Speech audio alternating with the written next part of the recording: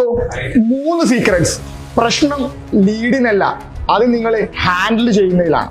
Vibe matching.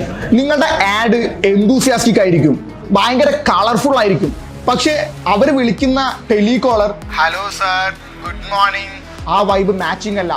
അവർ വിളിക്കുന്ന സ്റ്റാഫും enthusiastic ആയിരിക്കണം, ഷാർപ്പായിരിക്കണം, ബോൺ ടു പ്രോബ്ലം സോൾവർ ആയിരിക്കണം. സെക്കൻഡ് വൺ ആണ് ഓപ്ഷൻ ഓവർഡോസ്.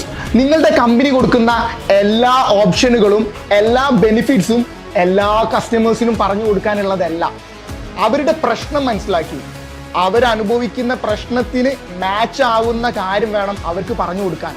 അല്ലെങ്കിൽ ഓപ്ഷൻ ഓവർഡോസ് ആവും, അവരേതെടുക്കണമെന്ന് പ്യൂർലി കൺഫ്യൂസ്ഡ് ആവും, ലീഡ് സ്പ്ലിറ്റ് ഫോക്കസ്ഡ് ആവും. സോ നിങ്ങൾക്ക് അവർ ക്ലോസ് ആവാനുള്ള ചാൻസ് വളരെ കുറവാണ്.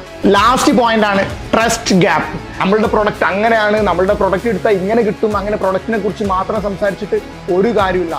എക്സാക്ട്ലി നിങ്ങൾ ആദ്യം നിങ്ങളെ വിൽക്കാൻ പഠിക്കണം, എന്നിട്ട് വേണം പ്രൊഡക്റ്റിനെ സെല് ചെയ്യാൻ. അവസാനമായിട്ട് ഇതിന്റെ ബിഹൈൻഡ് സീനിൽ വർക്ക് ചെയ്യുന്ന കമ്പനിയെയും നിങ്ങൾ വിൽക്കണം.